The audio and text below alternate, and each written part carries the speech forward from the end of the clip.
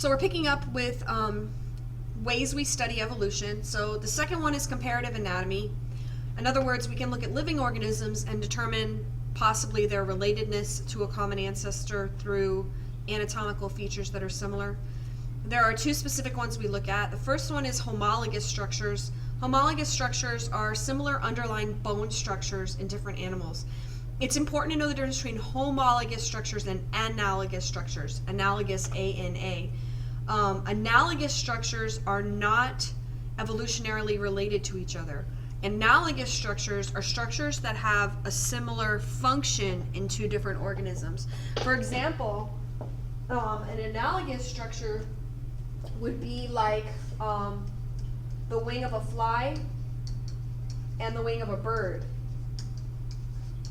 They do the same thing, but as far as evolution, they're not related to each other. They're not coming from the same body part.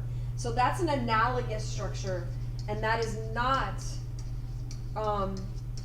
useful for studying evolution. So just be careful, because that's a lot of times a choice on a test to kind of throw you off.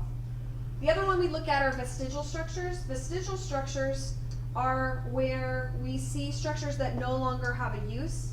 And the idea is maybe in an ancestral species, this did have a use. So like, for example, some people say that our appendix is a vestigial structure, that it originated from some kind of a crop or gizzard or something that was involved in digestion. It was no longer necessary. That doesn't mean it went away because we didn't use it. That would be what Lamarck would have said, that, oh, you don't use something, it disappears. You use something a lot, it gets bigger. But that's not the way it works. The idea is maybe having this smaller appendix might have been beneficial to us. Maybe it gave the intestines more space. But there would have been a reason it would have gotten smaller, or if through a mutation it got smaller, and then that mutation didn't harm us. It was either neutral or it helped us. Same thing with like fish that live in caves that don't have eyes anymore, or they're blind.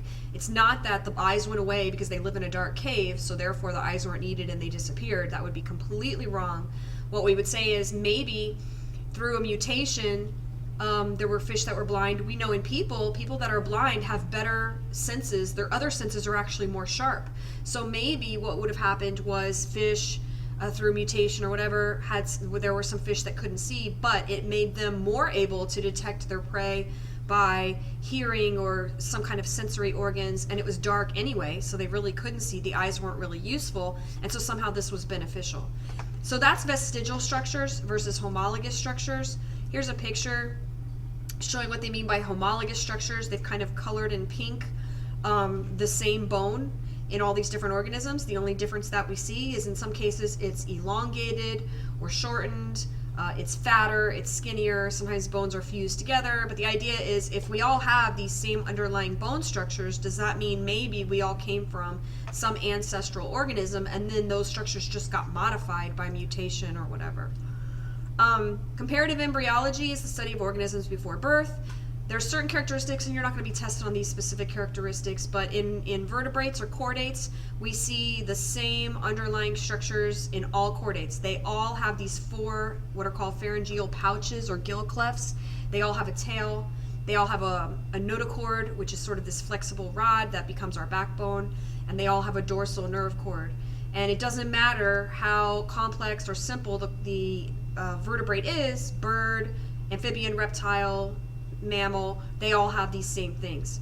The gill pouches in us actually close up, and that's our eustachian tube, like when you hold your nose and you get pressure in your ears. You get that, you get certain thyroid, thymus, different glands. This is a picture, originally this guy, Ernst Haeckel, I guess, he drew this and he said, look, this proves that, we all came from a common ancestor. This came later. This is actually photographs, and sometimes I've seen this, creationists on their website were kind of upset with this because this gives the impression that they look exactly the same, and they really don't. I mean, look at them. They're very, very different from each other. The evolutionist argument on the other side is, but if we were to look at these parts, they do all have the gill clefts and, all of those parts, including the tail. But the truth is they don't look as much alike as this original picture made it seem. And so that was a bit misleading what that guy did. Comparative biochemistry, looking at the DNA and other chemicals. Specifically, we can look at proteins. For example, we can compare insulin in humans versus other organisms. We can compare insulin, hemoglobin is another one that they've compared. And so sometimes we can build something like this where we can say, oh, the raccoon and the red panda are very closely related because their DNA is very similar. And so this is how they've come up with this, showing the brown bear and the polar bear being more closely related, for example, than they would be to the panda. And that's all based on DNA evidence. A lot of times they do this by computer. They line up segments that are exactly the same in different species. Like, for example, we could do this with hemoglobin, horse, cow, pig, human, and we would see that actually there's these big segments that are identical. But then here and there you would see a deletion or an insertion or a substitution. And then by looking at how many differences there are, we can kind of piece together kind of a family tree, a phylogenetic tree of where we came about. This next section on Hardy-Weinberg, I attached to the playlist a Bozeman video because he does obviously an awesome job of explaining this. On the AP exam though, they're going to give you this, just for the record, on the exam, they give you on your formula sheet that P is dominant allele, or the frequency of the dominant allele, Q is the frequency of the recessive. They give you this formula, and then they give you this formula at the bottom, P plus Q equals 1. From what I've seen on the AP exam, never, ever, ever, ever, ever have you ever had to use this formula. But what they don't give you on the AP exam, and you do have to know, are these. P squared, what it means is the frequency of individuals that are homozygous dominant. 2pq is the frequency of heterozygous, and q squared is the frequency of homozygous recessive. This formula is going to be your key. You need to know how to use this formula. It's also important that, unfortunately, on the newer AP exam, on the old one, since you weren't allowed to use a calculator, they would always give you these really easy numbers to work with. So you could kind of cheat. Like if you got a number and you knew it was really easy to take the square root of it, you could kind of guess that they were giving you q squared. On the new exam, you're allowed a calculator, and they're not going to give you cute little easy numbers like that. So you're not going to be able to just kind of BS your way through it and guess, oh, this must be q squared, because you can take a square root of it really easily. I have a couple practice problems. This just shows how they got it. I'm not going to leave this up. This is just showing how they replaced big B and little b with P and Q, and that's how they got their formula. What's important about their formula is that what the formula does is it kind of gives you a numerical way to look and see if gene frequencies are remaining constant. In other words, if 10% of the lions have, tan fur, we can look 100 years later and see, do 10% still have tan fur? If they do, then we would say the population's in Hardy-Weinberg equilibrium. If they don't, we could say, okay, well, there's 5 reasons, and I'm going to skip these problems. There's five reasons why they might change. Here's the 5 things that basically are necessary for Hardy-Weinberg equilibrium to exist. In other words, for organisms to stay, populations to stay the same. Number 1, no mutations. So if a mutation happens, that's going to upset Hardy-Weinberg equilibrium because now we're going to have a new allele or a new trait that wasn't there before. And that's going to totally throw things off. Secondly, no gene flow, migration. When we think of certain organisms, like for example lions, you have one male lion that mates with everybody. We see this, I think, with wolves, with gorillas. And so what's going to happen is certain organisms are going to come in and out of that population, and their genes leave with them. So if the male lion that has darker fur, he migrates out of that population, that gene frequency just went down, because now he's not passing that gene on to any offspring. There's going to be less in the population that carry that allele. Next, there should be random mating. In other words, no sexual selection. If females are picking males, for example, because females tend to be the pickier ones, that's right. That's just because usually in the wild what we see is that the females are the ones that are raising the young, and they don't make a lot of eggs. It takes a lot of energy to make an egg and take care of it, take care of the offspring, etc. So their reproductive strategy typically is that they want to pick males that are going to pass on the best genes, because they're going to be the ones stuck taking care of the offspring, and they don't want to waste their time, raising offspring that are going to die young, or whatever. Males, on the other hand, make lots and lots of sperm, and so in a lot of species what we see is that the male reproductive strategy is to mate with as many females as possible, and therefore they can pass on the most genes. So the bottom line is, if females are picky or choosy about who they mate with, what's going to happen is we're going to see that particular gene that from the males that they're mating with a lot become more common as the generations progress, because the males that don't get to mate, they're not going to pass their genes on. And so in order for Hardy-Weinberg to stay the same, the mating must be random. If the mating is non-random, if there's sexual selection going on, that's going to disrupt it. The next one is genetic drift. I'm going to explain that on the next slide, but this has to do with alleles getting deleted by chance.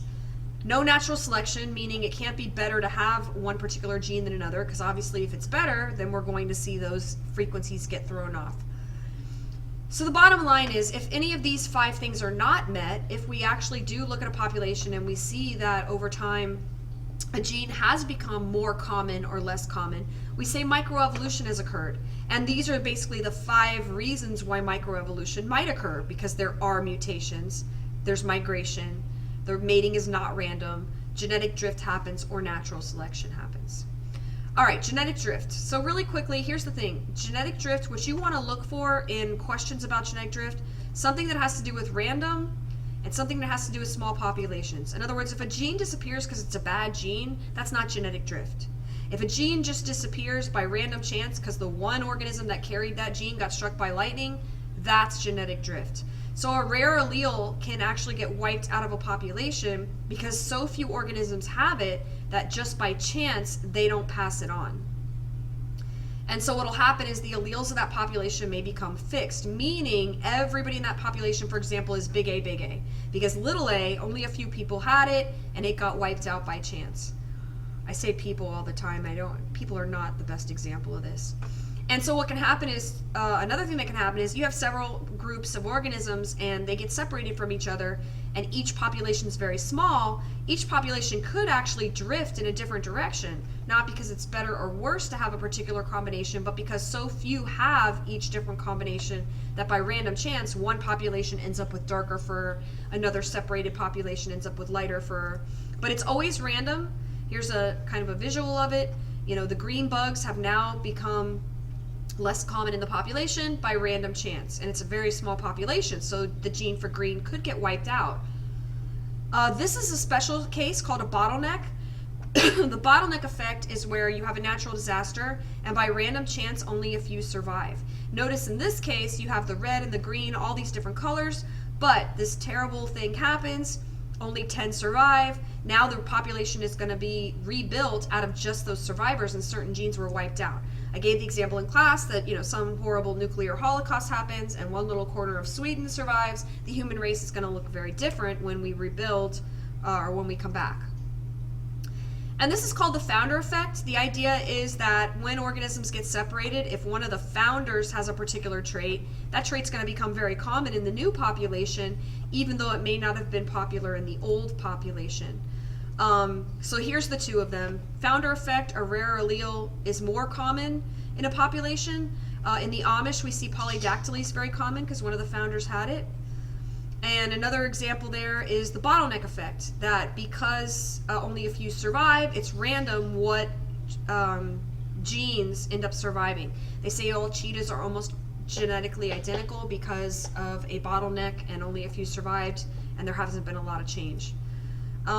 This is a picture of a family. There was actually a lot of inbreeding in this family, but they had methemohemoglobin. They were missing an enzyme to convert that, and so they were called the blue people of Kentucky. And that particular trait was really common in that area because of that family, one of the founders having it.